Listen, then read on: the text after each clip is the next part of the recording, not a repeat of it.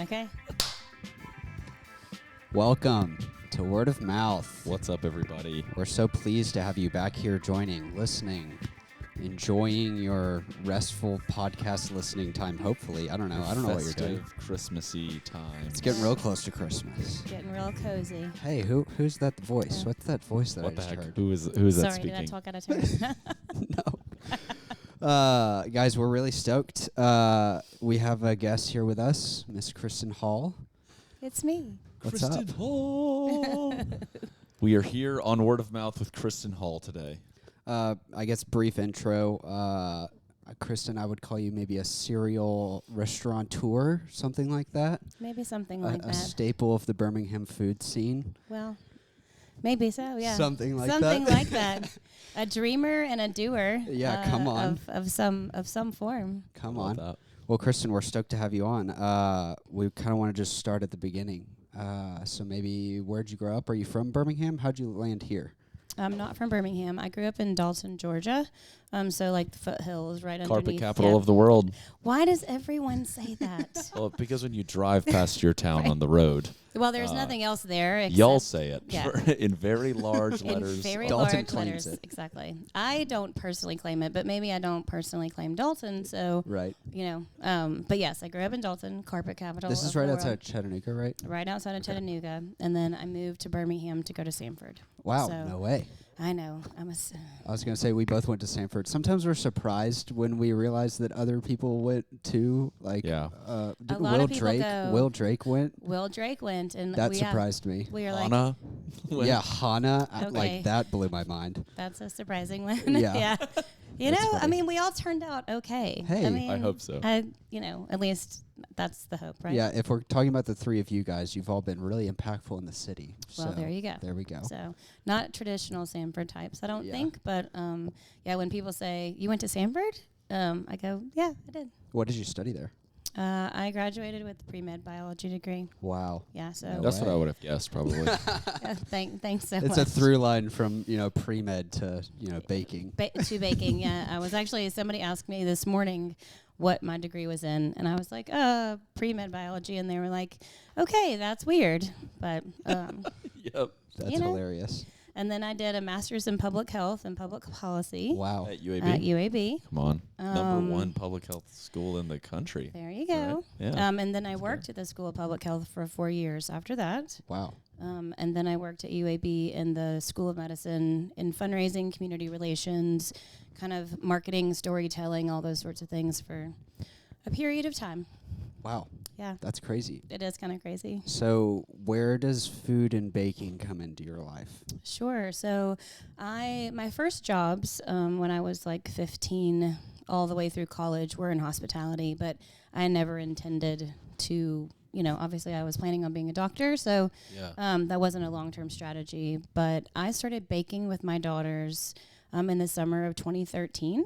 And it was because I wanted them to kind of grow up in the kitchen, but I sort of joke around that it was sort of like a feminist mother's wish for them to Sure. I'm serious. Yeah. I had gone to some meeting with some young women, and they were talking about how they would go on dates or hang out with people that they didn't really like, so that they could be taken out to dinner or have food or I don't know. Sure. And I was like, what? I have daughters. That can't happen at my house. Right. So really, it is kind of funny. While it is sort of ooh, let's make some chocolate chip cookies, it was also hey, let's make sure that you can care for yourself Sure. when you leave this house. Right. Was that a part of growing up for you? Did your family cook much together? They didn't, and that was, I think, part of it too. Was my mother cooked all of our meals, but it was never hey, let's cook together. It was can you please get the fuck out of this kitchen? Can Yeah. you? Love you, but can you Sure. Right. this is Yeah. functional. Yeah. So I didn't really have a lot of that growing up, and I didn't have grandparents with those sorts of memories either. So I didn't have a ton of memory growing up in the kitchen, and I really wanted them to have that. I just wanted to create memories, but also create functional people. Yeah, that's so Yeah. cool. Did you have siblings or anything growing up? I have a younger sister. Okay. Yeah. Real close. I mean, she lives in Dalton, Okay, corporate capital yeah. of the world. Apparently. And she's single, no kids. So we just have a really different life. But yeah, I mean, we're not close, but we're, Yeah. you know, I feel we like like that's. it. I was We gonna like say- each other. Yeah, I was gonna say. I feel like that's most siblings. If you don't live in the same city, it's hard to like really spend a lot of time together. But Right. yeah. Exactly. So, how does baking with your daughters turn into Turn into the all of this? right. That's a great question. You know, obviously that wasn't the intention. I was baking with them, and then we were. I actually just lived down the street at the time, and we would package up all these like brownies and cookies and all of these sorts of things that we had made over the weekend, and put them in boxes and little bags, and then leave them on doorsteps of our neighbors and friends. But we would ring the doorbell and run away. Because we had thought it was, because that was hilarious, because it is Yeah. hilarious. And we became known as the Baking Bandits. Wow, Amazing. So that That's is where awesome. Bandit was actually born. that's so fun. Where? Yeah. How long did you do that for? Where did that idea come from? You know, I don't know. I mean, it was like, this would be really fun. And I think for me, the through line that I, you know, obviously couldn't see back then was I love to surprise people through hospitality, right? Like, I love to create these experiences and memories that are just surprising in a way that's not like extravagant or any of those sorts Sure. of things. But like, who doesn't like a little like box of brownies or like chocolate chip cookies on their doorstep? You know, like it's Yeah. just unexpected, you know? And so I think for me that's so much of what drives my hospitality sort of philosophy is like, what are the teeny tiny details that we can do to like be like, oh, wow, that was Yeah. so cool, Yeah, right? it just makes it a little more special. Exactly. That's so cool. But yeah, I mean, it was actually a pretty fast change. I did a pop-up shop that like we started baking in the summer. I did a pop-up shop in October. I did the farmer's market at Pepper Place like the next year. Everything sold out. It was like this weird sort of magical thing was happening to me. Wow. And I was like, I don't know what's happening. I think that it's good, but it's kind of causing some problems because Right. like, you know, a full-time job and stuff. Totally. And then I quit my job like that summer. Wow. And Fast. yeah, it was really fast. So again, very surprising, sort of very unexpected. But I knew, so basically what happened was like my boss called me into the office and was like, hey, so I'm so glad that like all of these things are happening with the Baking Bandits thing and like whatever, but like you're really not focusing, you know, on your job. You know, it feels like you're sort of here and there and not fully here. So he actually said, this was in July of 2014, he said, I want you to bring a letter of resignation to me tomorrow. Wow. And I want you to pursue this. He said, or I want you to just say that was a fun little hobby and really focus here. Like, It's a good boss. was a great boss, you Wow. know. That's crazy. The greatest boss I've ever had, actually, not for all kinds of reasons, but he was the boss that taught me to believe in myself. I mean, in professional terms, of course, at UAB, but also with this, which was like, he saw something in me that I couldn't see yet. And so he was like, okay, go fly, little birdie. Wow. That's amazing. That is exactly what happened too. So I was like, I don't know what to do. Like I had been so like, I'm going to be a doctor. I'm going to do this. I'm going to get a 4.0. I'm going to, like there was such a strategy Sure. with sort of the way that I had approached life, because that's how I'd been taught to approach life.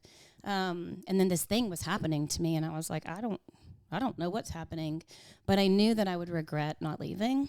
I was like, I have no idea what's going to happen to me. And my then husband was also like, you're not quitting your job. No, absolutely not. Like, you can just stay right there. Wow. So I quit both things. That's crazy. I did. It actually, like, it cost me all of it. But, Yeah. you know, obviously I gained a lot, Yeah. you know, from a whole it. new But life. a whole new life. But it was really a very drastic change. I quit my job, filed for divorce about 6 months later, Wow. and, you know, That's sitting crazy. here, And this is in 2014? 14. 2014. Wow. And then what was it like taking I mean, I'm curious, there's so many different things that probably happened in that, like, 12-month span there. But like, did you make, I guess like was the essential the first thing that you did? So or was it Bandit? Like Feast and Forest, actually. So oh my goodness. okay, I know that's exactly. Right. Yes. Back okay. to the OG. So Bandit was the first thing that started, and it was certainly like what catapulted me into sort of ownership and hospitality. And I really say that, like, hospitality and pastry chose me, right? It seemed like it was a thing that was pursuing me. Yeah. And so I was either going to say yes or no. So, and I had a small event space actually down the street on 41st called The Nest. Okay. It's where May Studio is now. Yeah. So built that space out, and the plan was that I was going to have a pastry studio like in the back or whatever, and that was probably going to turn into a bakery. And then I met Victor King, who is now my former partner, but he and I partnered together at Feast and Forest, and that opened in November of 15. So we met in late 14. Yeah. And then he worked for me as at Bandit or with Bandit for a while, and then we developed Feast and Forest. Okay, I just have to camp out here for a second because this is where wee little Steven comes into the Birmingham hospitality, we'll say scene, if you will. Okay. I was in high school. I went to Gardendale High School. Oh, very nice. So your Dalton days, you can probably understand where I'm coming from. And me and my buddy Tucker, he found out about Feast and Forest on Instagram, but it like 2014 version of Instagram, not like the algorithm shows you everything Instagram. No, you have to, at that point you had to go. It was pretty much Wikipedia. Yes, like it was just kind of like I still don't know how I came across it. And I remember going in high school, I forget that Feast and Forest exists sometimes, but I have learned before that was your original like thing, but you just reminded me of that. But I remember going into Feast and Forest that time in 2015 or whenever it was, and being like, this is the only place in Birmingham that exists like this. And that's something, but I also was incredibly naive at the time. So I'm so fascinated by people that believed and saw like the Birmingham downtown vision like that early. I'm curious, like, what was that like? I mean, because literally there wasn't, from my understanding, there wasn't anything on First, or like, wasn't it on First, or was it kind of off First right there? It was on 24th, right off of Second. Right off of Second. And Urban Standard was around the corner, but really, like downtown, there was very little. Yeah. And yeah, I mean, I think again, the thread of the whole of my journey, I think, is like creating spaces that have never existed. Sure. And again, when you start something new, you have no idea the impact that it's going to have. Yeah. Turns out, like, people talk to me about their experience at Feast and Forest all the time. Like, people come into Fete, and on a daily basis, people talk about Feast and Forest. Wow. Yeah, it was really fun. It was like, I remember, Myers, did you know? No, I didn't know. This must have been before I got here. We both went to Sanford. I got here in 2018. Okay. So I probably have missed some of the beginning of your story. Yeah, Feast and Forest was November 2015 until May of 2018. Okay. And then we closed that location and then opened what became the Essential. Yeah. Right. Yeah. Which is now Lafayette, like the spaces are switched. Exactly. Yes. So Essential is up on First. Yeah. And then Lafayette is on 2018 Morris at the original. Man, that is actually so. Feast and Forest was like, was it 2 floors? It was right? 2 floors, and there was. Yeah, this is part of the reason that we moved. I mean, the volume, like brunch especially, and I think it was really before. Like Zaza was the only place that offered brunch. And then I think honestly, Feast and Forest like just went, like, I don't know, it became brunch culture. Yeah. And yeah, there was a spiral staircase. So there's nothing like taking like, full lattes like up the stairs. It was real fun. Yeah. So what was Feast and Forest? So Feast and Forest was actually co-branded as Baking Bandits and Feast and Forest. And Feast and Forest was basically like a cafe version.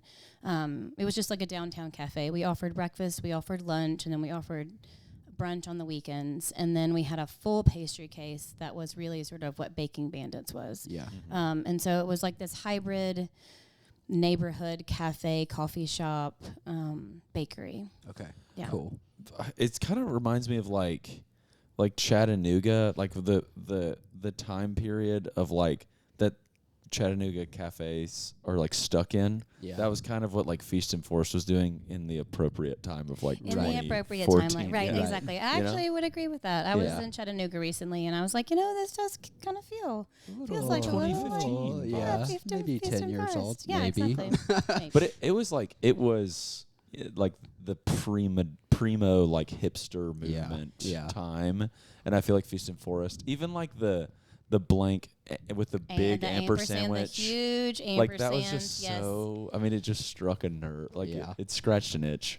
It really did, and I mean, again, when especially starting out, it was like I, was designing these spaces and menus, obviously with Victor, and just like, but the space and sort of vibes is kind of my thing too, and so you just never know like what's gonna develop, right? Sure. Like, Right. And the sort of nostalgia and the way like this emotional connection that people had to Feast and Forest, has been like really cool to sort of experience, a decade later. Yeah. What was it like during that time in Birmingham when, from my understanding, back then, like everything cool was in 5 Points, like before that time? What was it like for everything kind of coming more down the hill and into downtown? Oh, Like, why did you do that? Why did you not just go to 5 Points, I guess, is another way to ask that. I mean, honestly, like a lot of it is just the energetics. I know that that's actually how I do a lot of my work, is like the energy in 5 Points is, feels different than the energy downtown. And I don't know, it was just energy that resonated with me. And the historic buildings, like people of course ask all the time if if I'll go open a thing in Huntsville or in some new development or some whatever, and the answer is always no, because for me, I'm only going to do projects that are in historic buildings. Okay. Like, I feel really strongly about. This is why I love to travel so much, especially to France. Like, I really am fascinated at how this building has been standing here, obviously France for many, many other years besides ours, but since the 1800s, right? Yeah. And how many lives it has lived, and how I get to like help it evolve into its next life. That's so cool. Like I feel that way about buildings, about like mentoring my staff. Like I don't know. It's like I don't know. It's I love to see things grow and develop and transform in a way that like only dreamers can. That's so cool. I feel like so when I talk to people like you and a lot of other people in the hospitality space in Birmingham, I view you guys much more as artists than as like, business owners or anything. Because that's just the way you kind of talk about it and the way I kind of watch you guys evolve and like change. What was that transition like from Feast and Forest to the next thing? Because like I'm kind of a nerd about business a lot, and so to me, I'm seeing business closes. Like usually that means a bad thing. Was it a bad thing? Like was it a breakup of partnership of something, or was it like on to the next concept? It was just an expansion. Like Victor, like it was like we knew that we had outgrown that space. Again, I think that's also the journey of an entrepreneur and an artist too, which is like your journey of outgrowing, and you either evolve or you go away, right? And I think that's not always true. I don't think that's true for all of us in hospitality. I think there are definitely some of us in this sort of magical space that is more driven by artistry and creativity versus business. I think obviously artists and creatives have to figure out if it can be a business, and so I think there's a lot of evolution that comes with that too. But no, Feast closed because we just could not maintain the volume of people based off of like the seating that we had, the equipment that we had. Like a lot of people don't know this, but like Feast didn't even have a kitchen. It had 2 induction burners and a 3 comp sink. Wow. No way. So yes, so we had no hood, we had no range, we had we had an oven and then 2 induction burners. Holy cow. So Was there like a space behind the bar though? Or was it like literally right there in the bar that y'all cooked everything? So the space behind the bar. So if you went Okay. down the hallway there to the bathrooms, Okay. there was like a pastry kitchen on one side and then like the pseudo kitchen on the other Sure. side. And it was just like, this isn't sustainable, Yeah. you know, forever. So I think obviously that there's a huge leap from Feast and Forest into the Essential though, because like that was a full build out of a kitchen, Yeah. you know, hood, like did the entire thing, and built that from scratch. So Yeah. there was only gravel there when we got it. So Wow. That's Yeah. crazy. I'm really curious too. While we're sitting here, before we jump into kind of like the more modern version of the whole vision, you mentioned French design.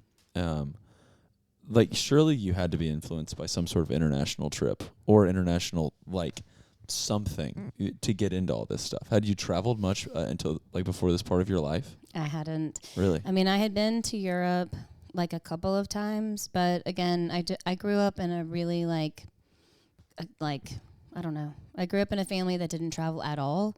Was like super conservative, just, you know, I don't know, like maybe a traditional Southern family at that time was just like, we just didn't go anywhere. We didn't really do anything. Like a carpet salesman type like person or something Well, like that. sure. Well, I mean, my father was a commercial roofer for, you know, for carpet mills. So there you go. But no, you know, this is a question that's been asked of me a few times over the last few weeks. And, you know, I mean, yes, I'm inspired by a lot of things, and I certainly, to build Fete, went to France and did all that. But I think for me, you know, it was owning the businesses, but I was the pastry chef, right? And so I still make pastries. And so my love of France and French design actually grew out of learning, like teaching myself how to make croissants. Huh. Really? Yeah. Absolutely. So self-taught. So it was just like, and again, you know, not that pre-med into pastry was like, you know, a straight line, but I mean, there's some science in both. but math and chemistry is the basis Yeah. of Yeah. pastry. And so, and the kind of pastry that I like to do, Yeah. like lamination, is very precise. I mean, to the millimeter. And so I think, I don't know, but to answer your question, I mean, I don't know. I just like, I walk into spaces and I just see them. Yeah. Like I see them alive. I see them, you know, I see people at the tables and sort of the energetics and all the things sort of kind of rolling around in there, and then just do it. Yeah. You know, it's kind of So it's kind of crazy, but you know. I am definitely a dreamer and a visionary, and I'm 25, and so I'm still kind of figuring out what even to focus on, and I wrestle with that a lot. How do you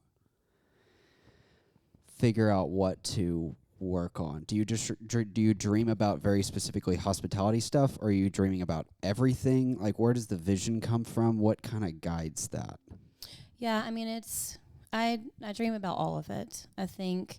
And I think about, like, what does the city need, too? I mean, I certainly am, like, I think over the years, of course, you become keenly aware of, like, what the market is and, like, what the gaps in the market are and kind of that business side. But I think it all kind of wraps up together of, like, and I think about places that I would want to go, right? And so I feel like I try to design and build things that people will enjoy, including myself. So I think I start sort of at the big dream, right? I mean, let's say I go into a historic building and I think, wow, this could be X or Y or Z or whatever. And then start digging into the details of like, okay, well, does this make sense? Is there a demand for that? And then it's like, yeah, I think about the big vision first and the way that I want it to sort of look and feel. It really kind of starts more with design. And then I dig into every sort of like facet of the menu, of the people that we would need, of all those sorts of things. Right. Yeah. What about your relationship with like the business side of things, like taking care of the money, making sure everything's profitable? How did you develop in that way? Trial and error, I think. Yeah, I mean, and I run and manage the companies, and always have. And so, yeah, I mean, I think it's trial and error. I mean, I think that, yeah, I mean, and obviously that's something that has grown, you know, those skills have grown a lot over the years by making, you know, interesting choices or navigating a pandemic. I mean, I think that's Yeah. the other thing too, is like we so often forget that those of us, survived pandemics and through like in doing that in hospitality, which was crazy. Right. Was nuts. Yeah. I feel like that comes up every time we talk to someone in hospitality. Like Right. we've joked about just making a conglomeration of a bunch of clips about everyone who is in hospitality talking about COVID time. Yeah. COVID times. So you had Essential during that time? Was that the only venture at that time, COVID time? No, it wasn't. Okay. Unfortunately, it was really bad timing because we had decided to open a Bandit, like brick and mortar, like something completely separate from Essential. So they were kind of merged a little bit. Like the menu at the Essential had some Bandit related things, but it was really Bandit kind of sidelined a little bit. Did farmers markets and things like that, but didn't have a brick and mortar. So timing goes that we open a brick and mortar Bandit in Homewood. Again, I broke my rule of not using historic buildings, and I won't ever do that again. You took that space was like, there was just so many things that tried to make it in there. I know, and now it's a realtor's office. And now it's a realtor's office, yeah. So where was that? Because I when COVID happened, I went home to Mississippi. That's where I'm from. So Okay. I missed the first Bandit Yeah, location. so Bandit opened Thanksgiving week of 2019. So Okay. and then closed in Holy cow. March of 2020. Dang. Yeah. I remember it being my senior. Do you remember Emma Todd? Oh, wow, yeah. Yeah, Emma Todd was like one of my best friends in college, and she worked there, like I think literally grand opening maybe, Yeah. like from day one at the Bandit.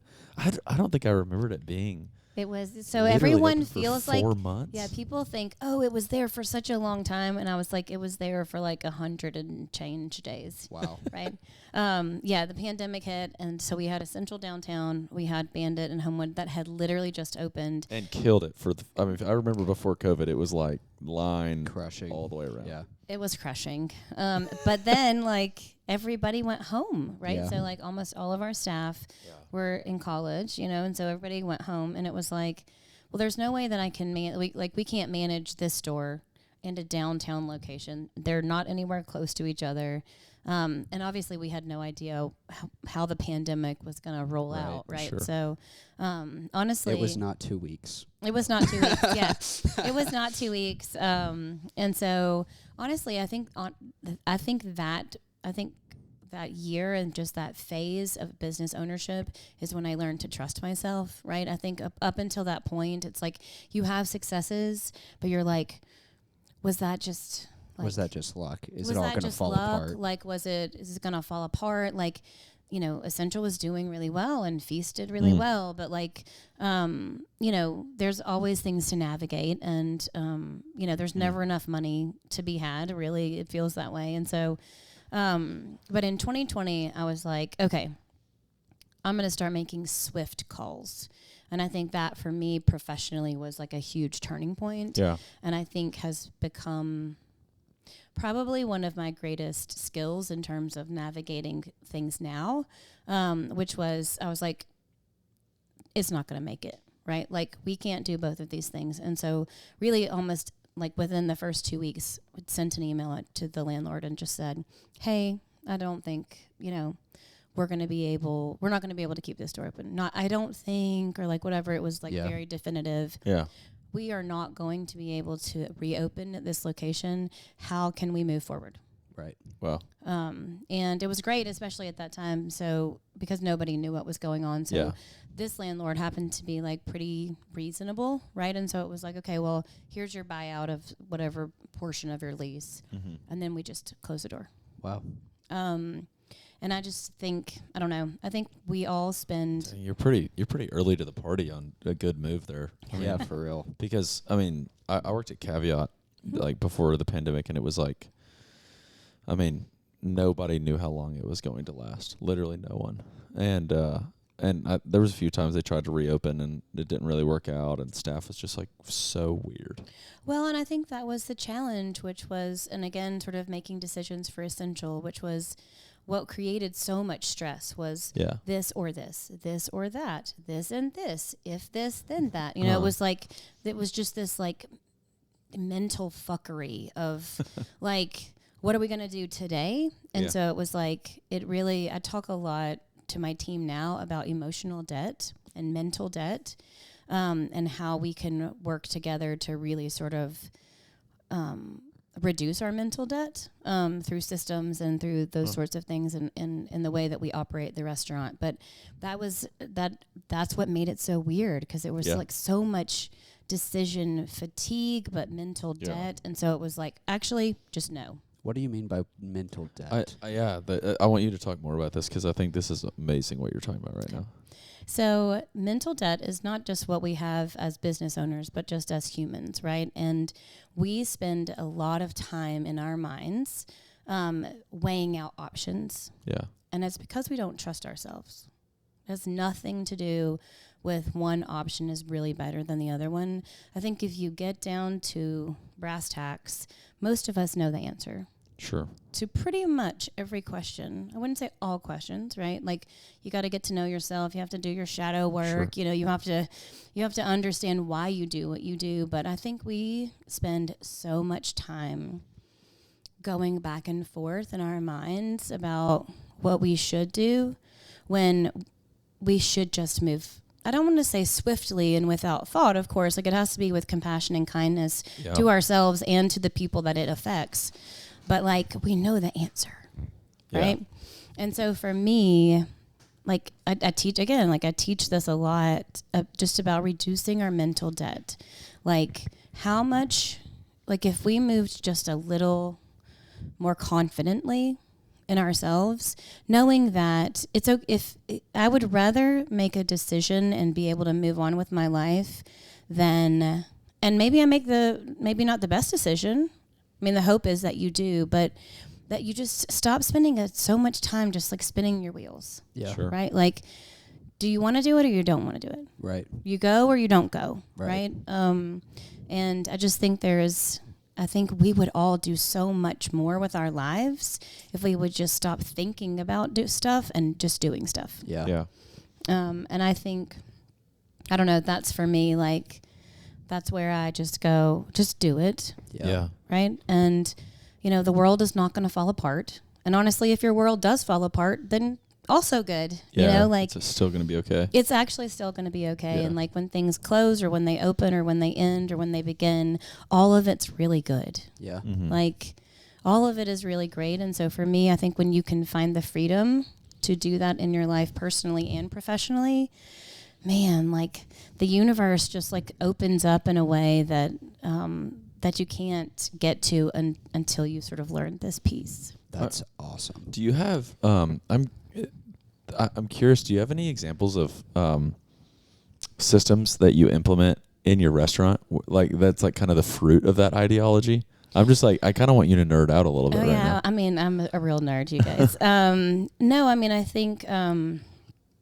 like, okay, so let's say that a guest is having not the best experience. Maybe their food's taking too long, or maybe they ordered a thing that they didn't love, or like they got a glass of wine and they didn't like, whatever it is. I don't know. Like, I mean, it could be positive too, but it's normally like troubleshooting sort of the negative, Sure. right? Or like the less than ideal experience. And so oftentimes if you're on a team and like a server, let's say, or a host, and you're like, well, I don't know, what should I do? Like this or that or this or that, you know, and you can see the server in a restaurant in particular that doesn't have this leadership style. Just like, I don't know what to do. Right. And they just like warp themselves into this scenario of like, if this, then that. Well, what if I do the wrong thing? Well, what if I get in trouble? Well, whatever. And so the way that I sort of operate is just it, like, the system is, if the guest is not enjoying whatever it is, then just fix it. Yeah. Like, I don't care how much it cost. Like, I don't care. It's money just doesn't matter. It actually doesn't matter. And I can nerd out on this piece too, which is like, money is just energy, right?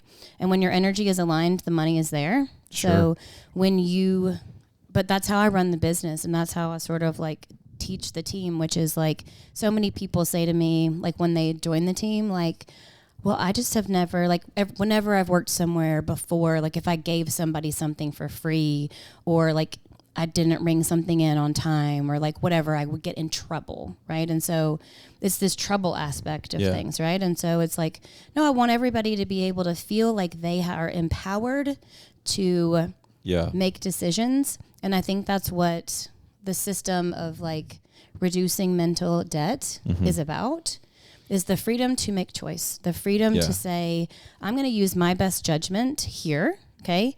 And I'm going to do whatever. Like, I don't know, like that's sort of the system, is like empowering people to make decisions kind of on the fly. Yeah. That honestly is like one of my favorite pieces of art I've ever seen is a rug that says reality is tight when the music is right. And I think that it's kind of the same idea what you're saying. Like, you know, it there's not like this tangible like ledger that you're going to be able to make of like, okay, well, if you have this freedom to fail, then you're going to make, like, there's not ROI on that freedom that you're giving your employees. But I know, like, as someone who's worked for people in the service industry before, that the more pressure I feel from my boss to like be perfect, the more I'm not going to be perfect. And then the inverse of that too. And obviously, I guess that's not the case for everybody, but it has to be the case for most. I think it is the case for most, at least the people that join our team. And I think the thing about it is like, okay, in this same currency, when you work for someone puts pressure on you, that's increasing your mental debt. Like the system is increasing the mental debt. The leadership style is increasing the mental debt, right? And so if you have a leadership style or you work for somebody who has that style, right, which is like, it's not just like fast and loose, right? But it is like, and if something happens, that's the other thing too, like communication of that. Let's say you work for somebody who wants you to, you know, be perfect. And when you're not perfect, what happens is that then you hide, okay? That's just human psychology, is that when we feel like we've failed a person, a thing, or whatever, we go hide. Well, that's also not great for hospitality. Yeah. So like that's like the opposite of hospitality. Like hospitality is presence, right? Presence of experience and just reading the room, and so for me, I think that has built a really like magical team at Fete, because like if somebody does something that's not ideal or they make a mistake, we just talk about it. Yeah. And they're usually the ones that are coming up to me or to my front of house manager and being like, hey, I missed the mark here. And then we say, and then my answer is like, yeah, that kind of sucks that we missed the mark. Like, how did we help? Like, but how did we address it in real time? Yeah. Right? How did we address it in real time? Is there a way that we can help the system like adjust so that we do that less? I'm just constantly, like really constantly evolving the system based off of the team that we have, menu that we have, like season that it is, all that. I love this conversation because I'm just like a huge nerd about leadership and like people. That's kind of like all that I'm passionate about, I think, mostly when it comes to like what I want to do with my career. Do you think that this style works for all personality types? Meaning like the person in charge or the people? The people who are working for you. Is there like a key personality trait that everyone shares, or does it kind of translate no matter what kind of person you have working for you? Does that make sense? It does. So I will say my philosophy is also hire the people that share your values, and then you don't have to regulate them. Yeah. And I have been on like all sides of that, right? But I only hire people who are weird and kind. And I'm not kidding. Like, and here's the great thing, because you both did it. Okay, so when I'm interviewing a person, I tell them this, right? And I tell them this because I'm watching how they react, okay? And what you both just did was you both immediately were like, that's cool, I'm one of those people. Yeah. Right? And so like that's part of what I do is I hire people who share, I don't want to be like, we share values, because that's bullshit. Yeah. Like, right? But like HRBS. That's HRBS, right? But like, are we all kind of reading the same message, right? Right. Sure. Are the things that we love that you love? And I kind of rebuilt the team at Fete this year, just with ownership changes and things. And the first person that I hired, I went through 400 resumes. Holy cow. 400 resumes? 400 resumes. Set up a bunch of interviews, of course, like in the hospitality industry, and probably all of them, like, a third of them show up or whatever. 400 people. And literally every person that walked through the door, I immediately knew was yes or no. Wow. Because it's energy. Yeah. It's how is this person arriving, right? Because at the end of the day, that same person will be arriving at a table. Yeah. They're going to be arriving, like a guest that walks through the door is going to be met by those people, right? And it was really, again, it's not a traditional approach, but every person that walked in, I mean, obviously I wanted to talk to them and like all those sorts of things, but 400 resumes, you set up 50 interviews, like, I don't know, 12 people show up. Yeah. One person walked in the door and I was like, you. Bingo. Wow. Bingo. That person. And turns out, true story. Like it was bingo, right? And it was like, this person was just on the same page from day one. And I think that's the other thing too, is like the way that I hire, you have to be on the same page day one. Like we can teach you what Chablis is or like what steak à poivre is or where the dirty dishes go or whatever, but I can't teach you to be on the same page. Yeah. I just can't. Yeah. That's right. And one of my favorite phrases is you hire for character and train for competency. Exactly. Right. Fire. And so it works. Right. And here's the cool thing that at this point now. So, hired this person, same sort of energetics, same like, telling the same story. And then you do that again. So the first few were like really hard to find, right? And then all of a sudden you just become like magnet, right? To all the people who also share your same vision and your same idea of hospitality. Yeah. And so now I let the team hire. Wow. So what I do is like, there's also this sort of nerdy thing that I do in terms of basically a decision tree. That I do that with food, like how the exact things get on the menu, how the people get on the team, all that stuff. But I'm like, they make it through like my first couple of filters now, and then they're in. Well, then they go before the rest of the team. So, wow. So they come in stage, right? So like stage is just like a volunteer shift, right? So it's really a vibe check. Sure. And so you have to be unanimously approved by the team. Wow. Yeah. That's kind of awesome. So cool. And it is not like, how do you feel about hiring this person? It is, would you want to work with this person every day? Yeah. Would you be energized? Again, energy. Would you be energized by this person, right? If this person is draining, if this person was whatever, then the answer is just no, right? And it's not like, it's just like, no. And again, it goes back to that mental debt. I don't have to go, well, is this right? Is this not right? Well, it just no. And there's just so much freedom in just saying, hey, I don't think this is the right fit. Yeah. That's a full sentence, That's crazy. This That's podcast so is sick. the ultimate cheat code for anyone who wants to work at Bar I was about to Lafette. say, if you Yeah. want to work at Lafette, that's Just how it listen to happens. this, Yes, yeah. exactly. Okay, Honestly, if you so- do your homework, this is the homework that you would do. Literally, So, yeah. hope You you're should, yeah. listening. You let's should do this let's homework. get to Lafette. So essential Okay, is the only essential. thing during COVID. Well, Bandit closed. Yeah, Bandit Yeah, so closes. we have essential, navigate through that, which I think we did really well, actually. And again, made it some really interesting decisions that people were like, that seems weird. But again, the mental debt of cooking for an empty kitchen. Okay, if you've ever cooked before in a kitchen, it's about adrenaline, it's about interaction, it's about all these things, right? So now we have COVID, and we have a kitchen, and we're making food for pickup and all that other kind of stuff. But people are outside, we're inside. That feels just not fun. So we started taking all of our kitchen equipment outside. Whoa. Every day. We would just like roll the coolers out. We got a 30-inch propane tank stove, and we cooked outside. Wow. For months on end. But it was like, it reduced the mental debt of trying to like cook inside where there was nobody. So like we were able to be outside, like downtown. I was actually talking about this last week, like very nostalgically. Downtown became this like family, right? You know, at the time, Atomic was open and Queen's Park was open. And so we were all like exchanging food.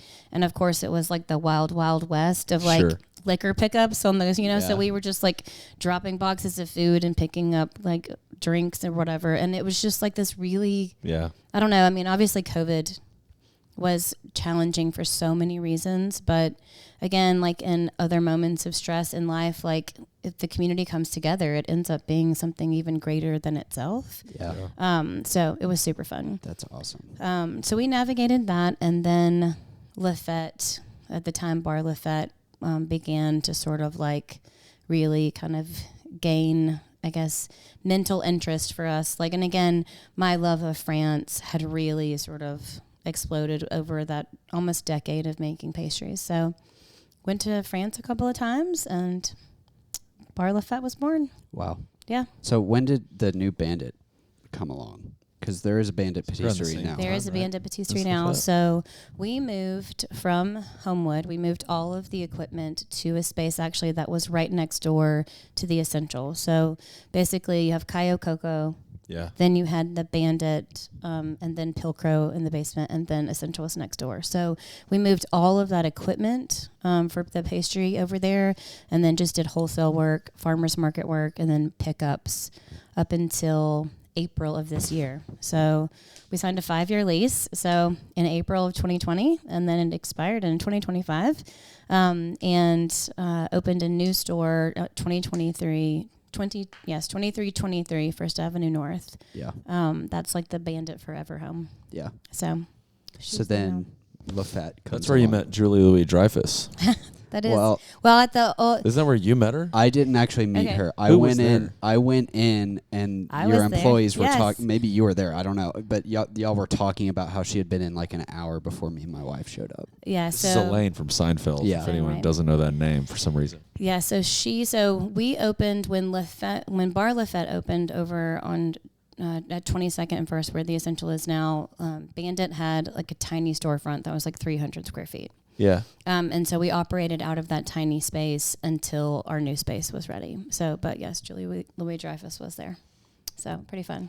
That has to be like the coolest It was- customer you've it ever was a served, very- right? It was a very cool situation. And I was working brunch at Essential in the back, and somebody was like, came running through the back of the house. I'm like, oh my God, she's here. Yeah. So anyway.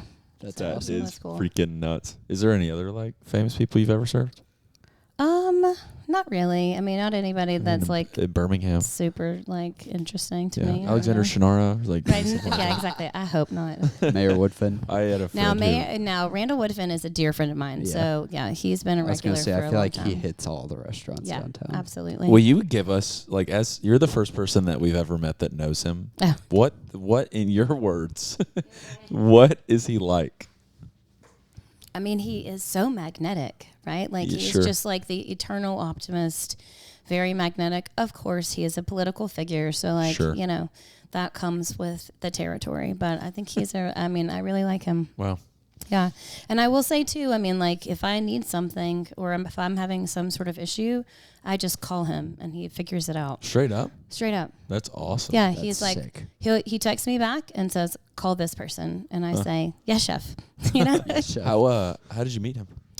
He was a regular at Old Essential, at the OG Essential. He had a condo on Morris, so Oh, he was cool. there all the time.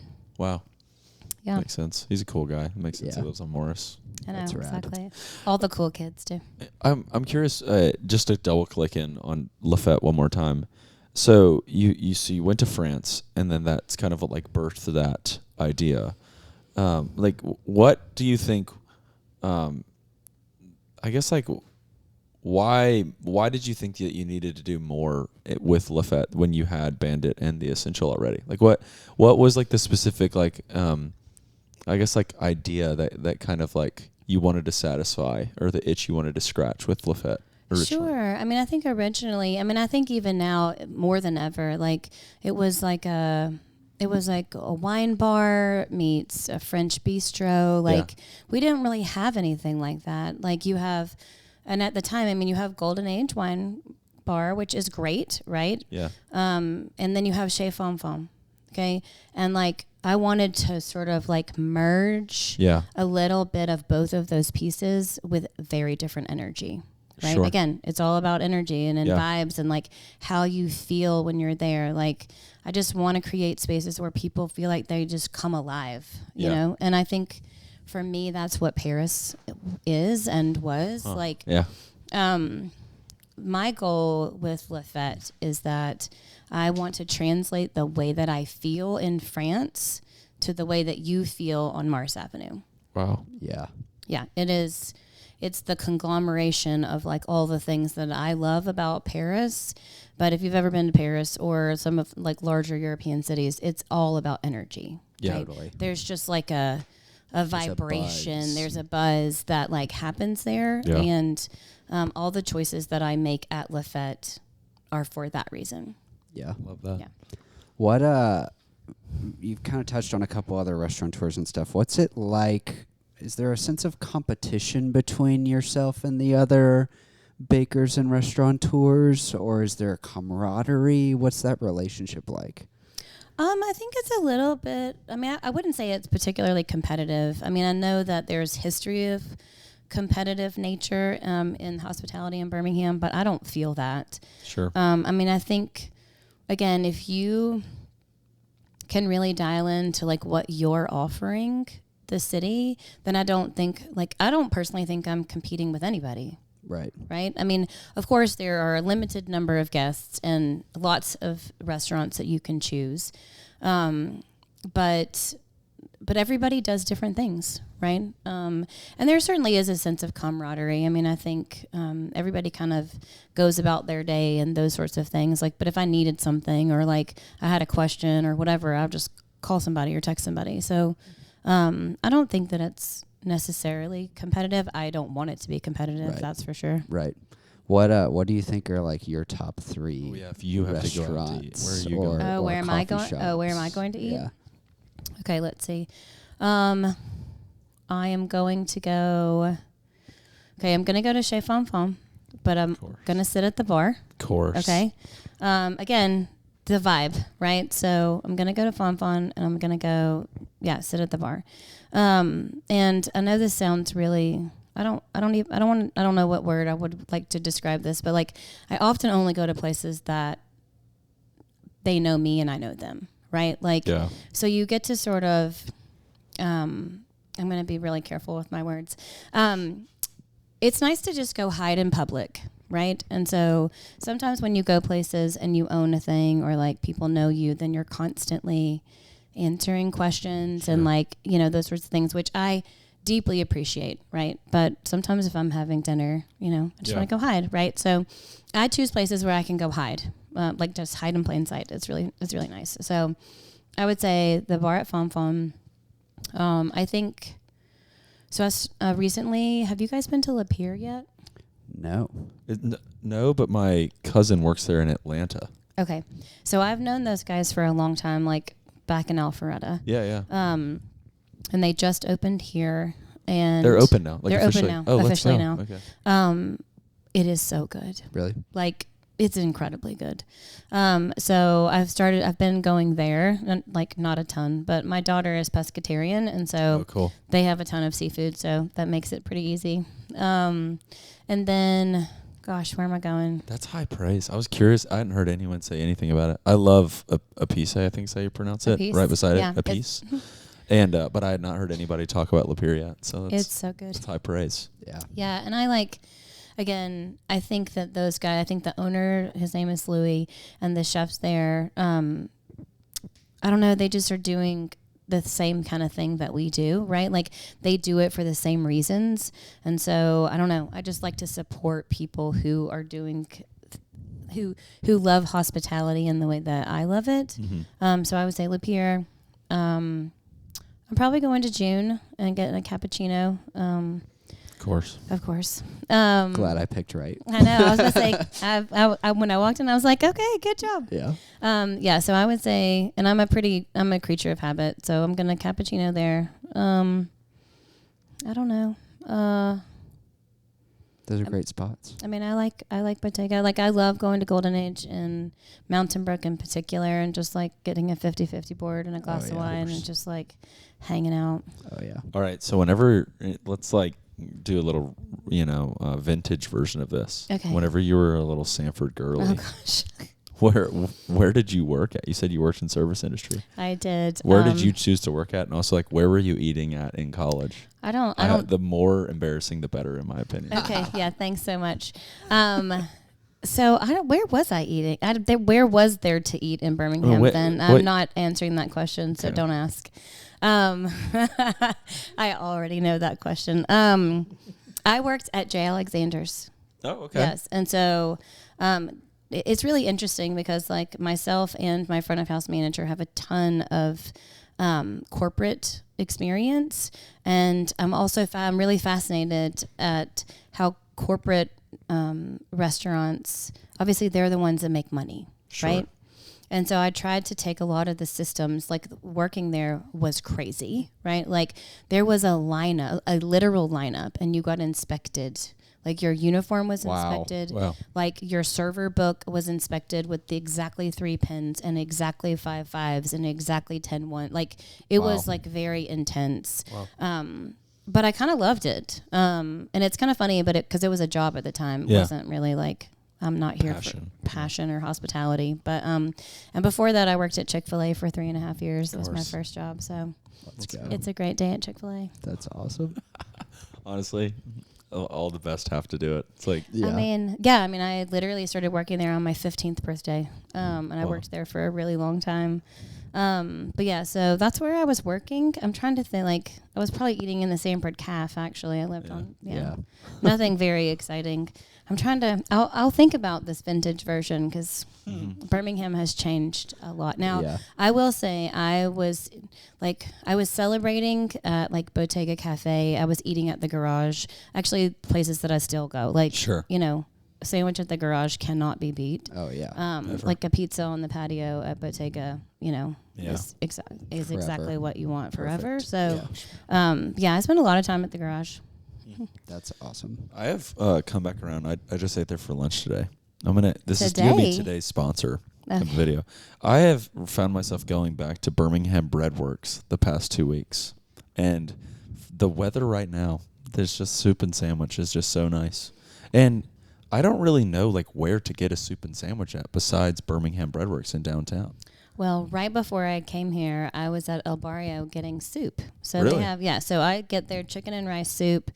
This is my order at El Barrio. All right.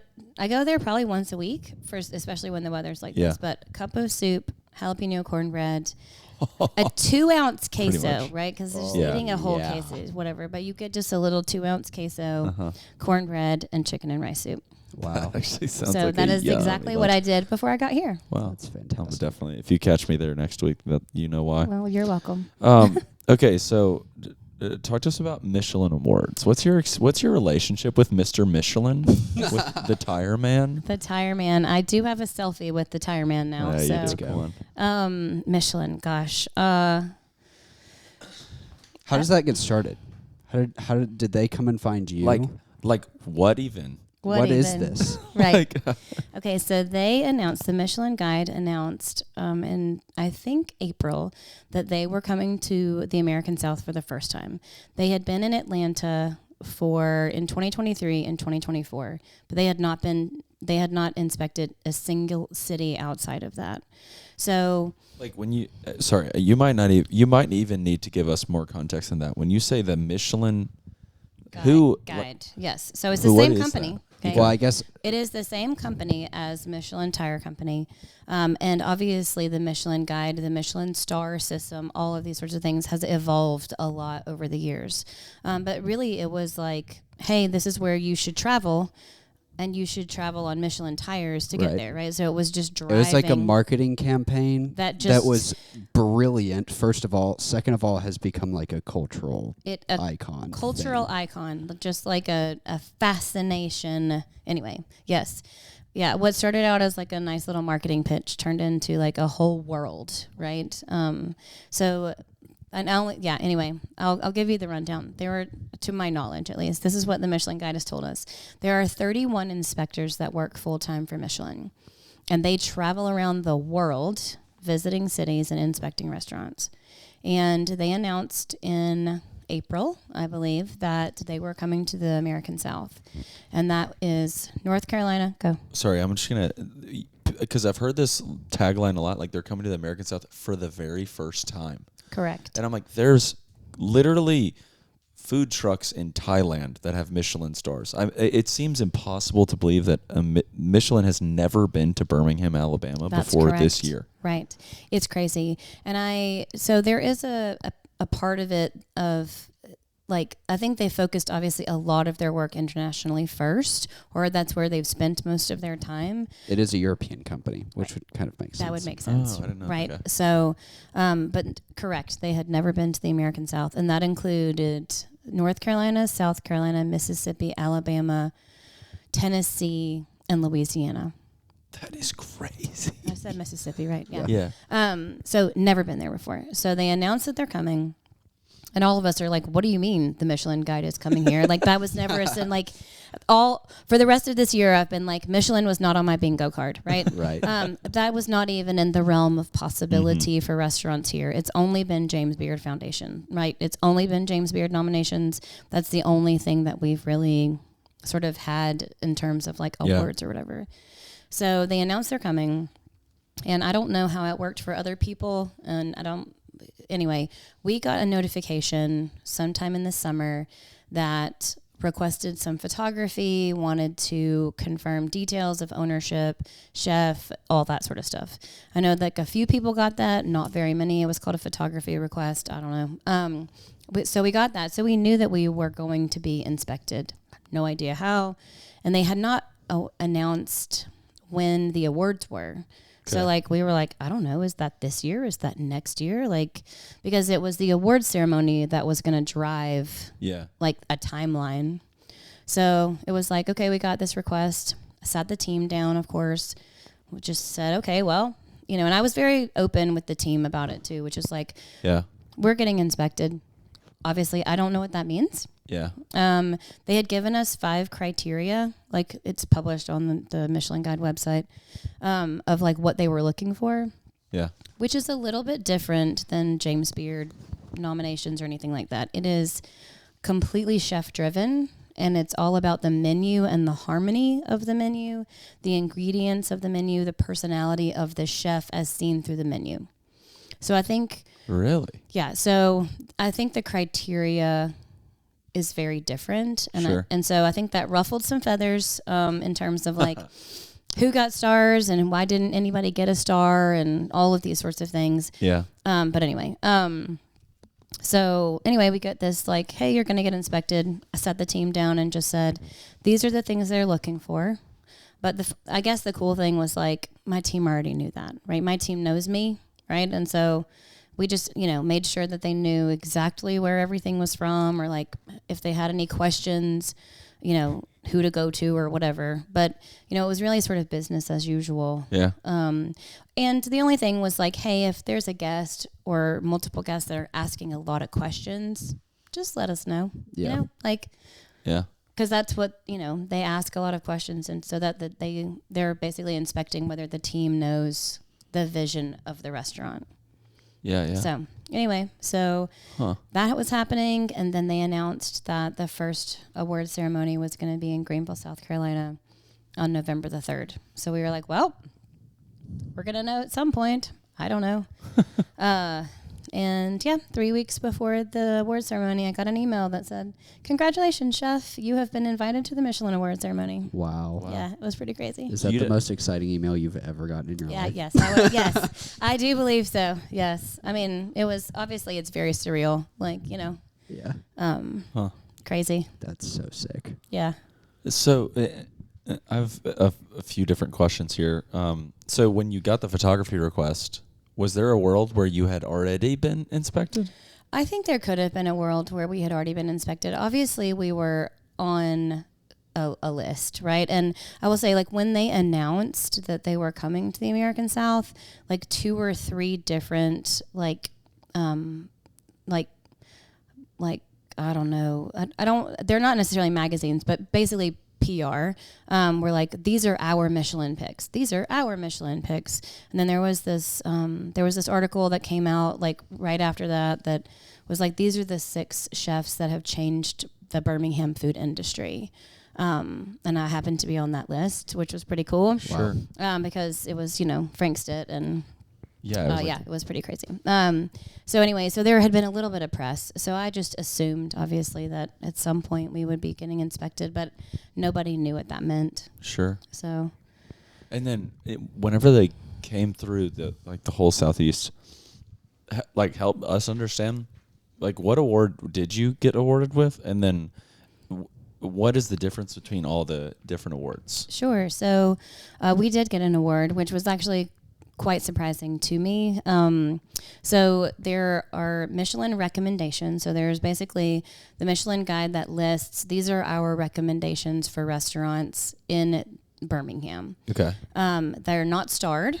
But these is basically these are highlighted restaurants, and obviously those restaurants will continue to be inspected year after year. And obviously a lot of those are Michelin star hopefuls, right? These are restaurants want a star. So there's 1, 2, and 3 stars. And that has a lot to do with quality of ingredients, plating and presentation. Okay. Doesn't have really a price point sort of in the mix. Then there's another award called the Bib Gourmand, which is the award that Fete got. Come on. Yeah. It was incredibly surreal to stand up on stage out there. But it is basically an award that is the high caliber food at really accessible prices. And one of the coolest ways that it was described to me was, this is where Michelin inspectors go when they're not at work. Wow. This is where those people eat, right? Yeah. So for me, because obviously there was so many questions of well, are we going to get a recommendation? Are you going to get a star? We want a star. And I was like, we don't want a star, actually. Because I don't think I don't want a star, right? I know that sounds probably maybe crazy to some people, but with awards come expectations, right? And I don't think that's what Fete is, right? And I don't want Fete to be that. I want Fete to be some of the most amazing food you have ever had in your life. Sure. And you can walk out of there thinking, I could do this once a week, right? Yeah. I could come here twice a week. I might come here every day, right? The goal is that it's just supposed to be an inspiring place where you can come get really great food and really great service, and you just want to be in there, right? That is the whole point of Fete, is that I just want you to want to be in there. Yeah. And so I think that's really the Bib Gourmand Award, is that, right? These are places that people want to go, that they can afford, but you get really great food. Yeah. So, and it happens to be that means we're going to get inspected every year. Actually. Yeah. So then because that's the other thing about stars, is that you either retain them or you lose them. Wow. Right. Come on. Forces your hand. Yes. So, now I think my understanding is the award ceremony will pretty much be in November every year. So I guess it'll be inspection season, late summer, early fall. And obviously we hope that we are still on stage year after year, but. Do y'all have any did you and the staff, did y'all have any wagers on who the inspector was? Did anyone come in and they were suspicious in any way? There were a few folks that we were I think this is maybe this person. This person is asking a lot of questions. But I again. And they're not wearing hokas, so they can't be from the South. Yeah, it was pretty crazy. Yeah. And again, I think going back to that mental debt piece of just okay, we're just not going to worry about it, right? If what we do aligns with what they're looking for, great. I'm not going to change anything that we do because this is what alignment we have, right? Yeah. It just happens to be, again, it was the goals that the Michelin Guide inspects for happened to be present, you know, on our menu. And again, like my personality is very, very much seen on this menu. Yeah. You know, I took over as the executive chef when I took over as the sole owner in January. And, you know, I'm a self-taught pastry chef, but a lot of, obviously, the things that I love are pastry-driven, but they're really savory pastry-driven. Sure. So I think the menu itself at Fete like lends itself really well to, like, it's very clear that, like, a pastry chef sort of is helping drive the vision of the menu. Right. Yeah. Right. Kristen, I have to tell you, I've eaten all over the world. I feel like I'm a pretty good judge of things. And on my birthday, when my wife takes me somewhere, I get the lemon meringue tart at Bandit. Nice. It's my favorite thing in the so whole world. Good. I'm So that's so not really glad. that don't really have anything Well, to do with thank you. savory, but you do a good job. It's Thank been you. awesome. Me and my wife went on our very first date to the Essential, whenever it was where Fete is now, Mm-hmm. and when you were an owner there, and it was it's always been nostalgic for us. So honestly, I'm probably going to go to Fete tonight. You should come and hang out. But it is so cool to see how I feel like I can't remember how to pronounce it. What the name of the award? How'd you pronounce it? It's Bib Bib Gourmand. Gourmand. Okay. Yes. The Bib Gourmand, I feel like is such a beautifully placed award, because that is kind of like, as I've reflecting on our conversation today, that is kind of what you wanted Fete to be.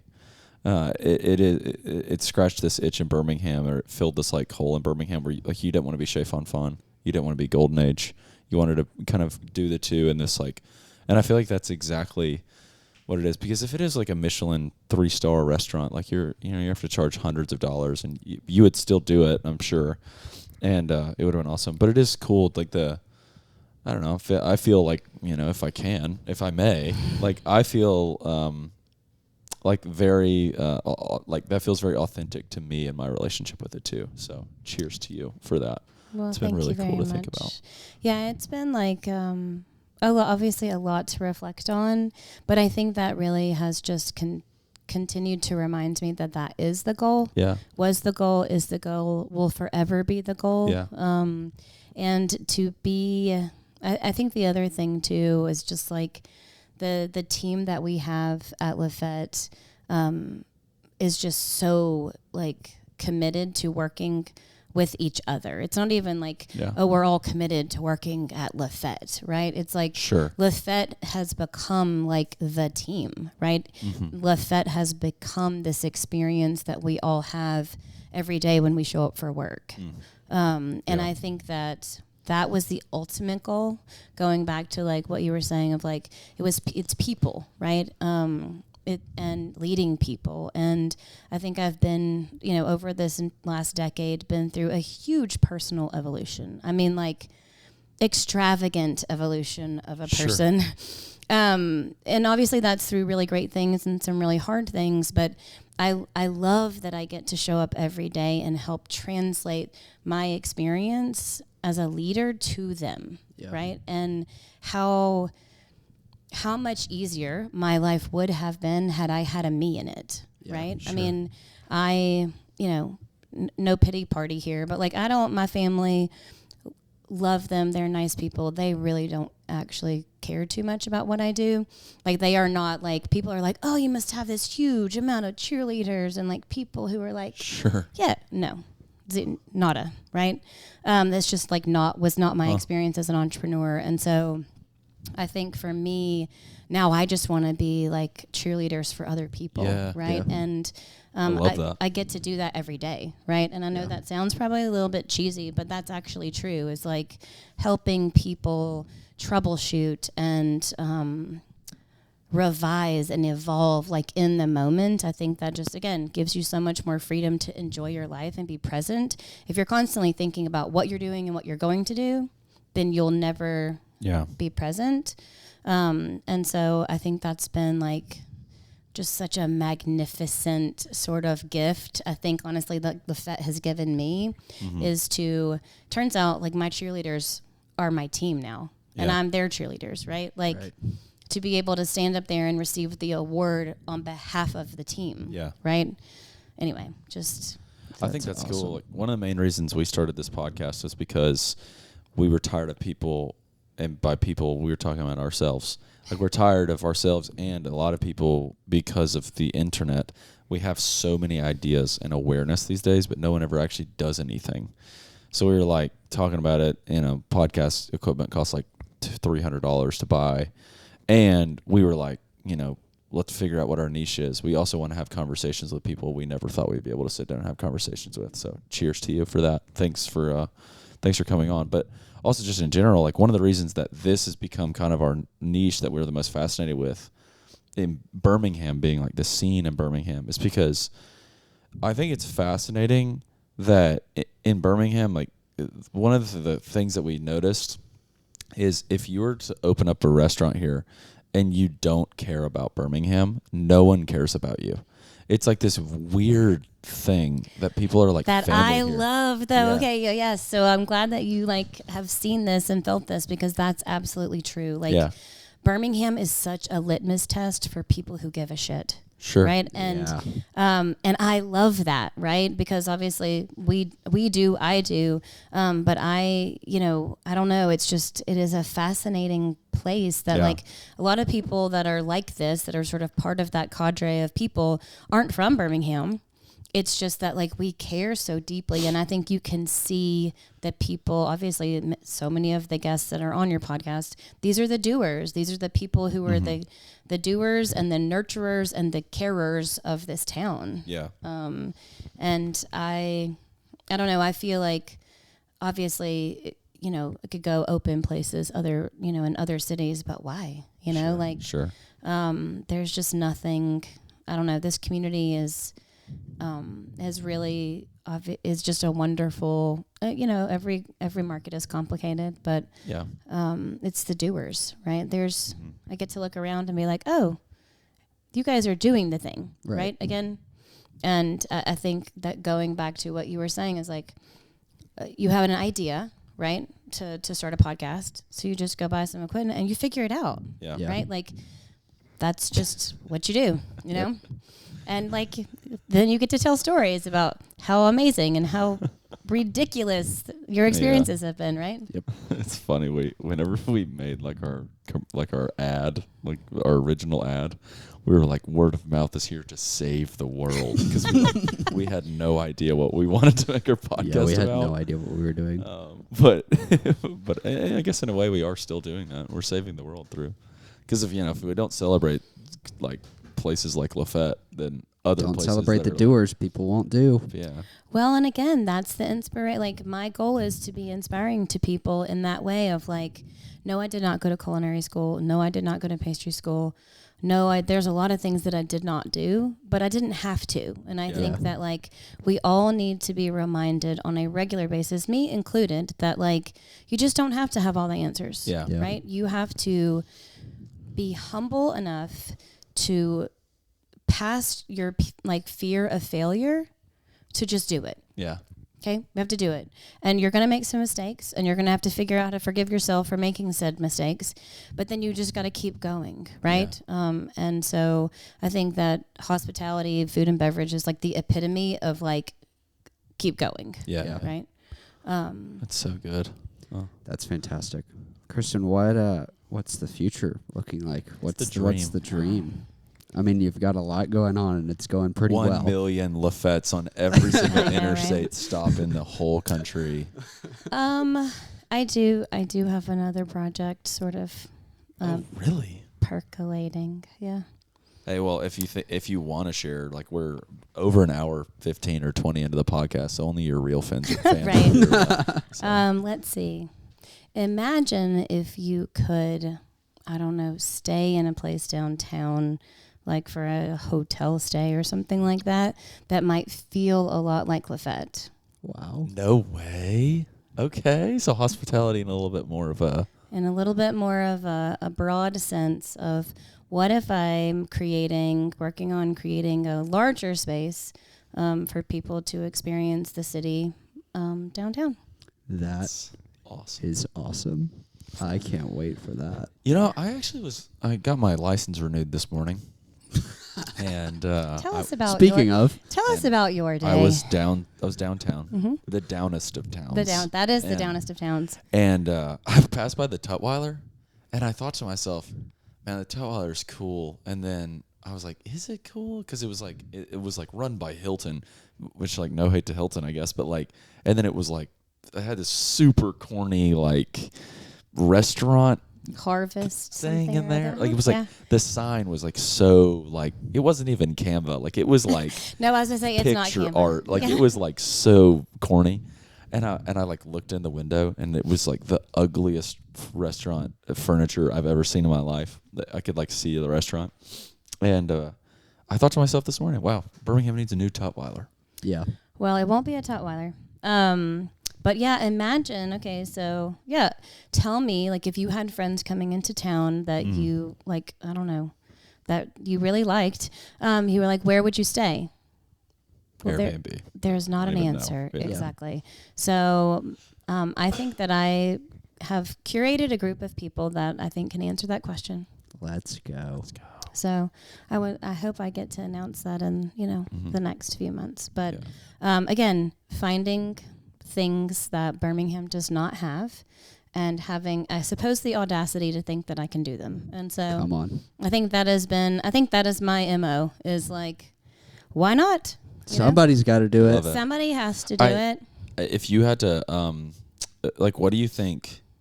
Like, say you were like an amazing chef in every single tradition of food history, and you could open up a restaurant in a market niche that's voided right now in Birmingham. What kind of food do you think has like a market opening in Birmingham? Oh gosh. Or just any type of restaurant or bar or coffee shop. Is there room for another coffee shop in Birmingham? What do you think? No. No. I think that we have like, I don't think so. I mean, I think like, again, like the concept or the idea of opening another Bandit somewhere too. I just don't think so. I think the market is saturated. I think like, Pink Lantern has just opened up downtown, which is another niche, right? I think there are enough places to go get caffeinated. What do I think? I mean, I think there's always openings. Not that I would do them, but like, I don't think there's like a singular like Indian or Thai restaurant that I would be like, oh, that's like true. That's kind of what I was thinking was Indian. Crushes, right? I mean, yeah. I think there's some decent food. There's some decent food around, but I don't think we have. I'll actually ask you guys this question. Okay, so. Speaking of things that we do or do not have, like, okay, what about an Italian restaurant, like I don't know, like a OG kind of New York style? Like, tell me is there Besides Zaza? Oh, besides Zaza, I'm talking like a white tablecloth Italian, like Italian, big bowl of pasta. Correct. Oh, like you're okay. The only thing I thought of was North Italia, which is a chain at the Summit. The Summit. That's so the wrong answer. Yeah, it's not. No, yeah, it's not. That's the only thing that I could think of, but it's not downtown. Right, it's not really what we're thinking. Yeah, is there an independent, like, actually, that not even Italian? Like, what is your thought? Like, I don't think we need more steakhouses, right? I think we're pretty saturated, and like, I think we're caffeinated. I think we've got enough, steaks around. Like, got some pretty good pizza. Like. I'm thinking like, well, Italian-wise, I'm like chicken parm, like some OG sort of. Okay, see, sounds good. Tell me where you'd get that. I don't know. I mean, chicken parm like North is like the only. So the OG North is in Austin, I think, or at least from my wife's perception. My wife's we grew up and went to high school in Austin, and. North, in her mind, was like a local restaurant there. So I think that's like comes to mind for me because of that, but I don't. Olive Garden. Olive Garden? Well, okay, so here's the thing. Okay, speaking of Dalton, Georgia. So one of the things that really does drive my version of food, specifically as a chef, is taking the nostalgic experience and elevating it into something that actually is good. I love that. Okay? So if like the Fete menu is in fact a lot like that, right? It is a roast chicken, but like the best roast chicken that you have had, right? It is versions of things. Okay, lemon tart is a good example, right? So the southern version of that is a lemon meringue pie, right? I took all the parts of a lemon meringue pie that I liked, and then I built it through a French lens. Sure. Okay, so that's how, from a chef perspective, that's how I operate, which is southern heritage. Yeah. French inspiration, pastry technique. Okay, so if you look at the Fete menu, and obviously most of the Bandit menu in that way, like it's not all French, but that's the lens, right? Yeah. So that my goal is for you to come into a restaurant that I guess own. I guess that's what I do. And have a version of a thing, and you go, gosh, this is like something I've had before, but this is like nothing I've had so before, much better. right? And so back to the Olive Garden version, like these sorts of sort of nostalgic experiences that we all have had if we've been raised in the South in particular, but like really elevating them, not making them stuffy, but like just making them insanely delicious. Yeah. Yeah. I love that. I love it. I mean, honestly, that makes a lot of sense because your boy grew up on some key lime pie, so that's probably why I like the lemon meringue tart so much. Yeah, I mean, what do you guys think are like gaps in the market? I'm curious. What was the name of that restaurant that I went to in London? It's like killing me right now. The Indian place. I don't remember. It wasn't. But that was the first thing I thought of was like Indian. like that. Yeah, I mean, like there are some decent takeout Indian places, but I want to go have like date night. I mean, that place like is a nice awesome. Indian place, you know. I'm looking it up real quick. Mars, what do you think? I think Indian, or maybe if I be so bold, Greek. I thought you were about to say Greek. Okay. I mean, we don't have any like upscale Greek restaurants. Yeah, obviously, the closest we have like a Tasty Town, but I don't want to offend them. I don't know what they're going for exactly, but like I'm thinking white tablecloth almost level of like nice, and Tasty Town feels more approachable than that. Sure. I mean, it's a casual, you know, experience. I mean, honestly, like anything east of Italy, we don't have any representation from, and it's got, but everything around the Mediterranean is amazing. Yeah, because that's like where trade, that's where spice trade started. Yeah, so like even if you go south of Mediterranean into like Ethiopia, like that is where food started. So any of those like original like paprika overload dishes, like man, that crap is so freaking good. Like whenever it was Dishoom, that was the name of the restaurant. When I was at Dishoom in London, and I got the only time I've ever had any of the service industry people that are listening, I just feel so self-conscious saying this out loud. The only time I've ever had like chicken tikka masala was from the Trader Joe's like freezer meal. Well, yeah, I mean, and like when I had chicken tikka masala, but it was like unlimited, like a full serving. It was like family style at Dishoom. It was dangerous. I was like a beached whale all night. Like I ate so much food. I was in pain. Yeah. Again, though, okay, so it's one of those experiences that you will talk about for the rest of your life. You've had chicken tikka masala before, right? Yeah. But it was like in a way and in a version that was so like driven by like love and hospitality that it just changes the way that you think that about food. Yeah. Right. I mean, like so good. It's so, and it's crazy that like, you know, working in the industry too is really strange, because I'm going to say a funny thing. I guess it's just a weird thing. Like, this is one of the only industries where your work is what people put in their mouths and eat. Yeah. Okay. That is a really strange. That's fair. Other than the toothpaste industry. Right. So we're talking. There's only a few industries, and we're not going to talk about any of the other ones. But yeah, no. I mean, it's like it's such a visceral experience, right? And so there's just a lot of trust that is part of that transaction. Really, is like, you trust me enough to make food for you to literally consume in your body. And that's just like a fascinating kind of part of what we do. Yeah. But because it is such a visceral experience, it's like you were just talking about this dish that you had, right? Like it's every sense that you could possibly experience, right? Yeah. And they just create memories in a way that is so powerful, right? So it's like, that's why, I mean, I just take it so seriously for that reason, right? It's like, it's like a really, I don't know, like intimate experience when you like have a person, like you're literally eating the food that you make. Yeah.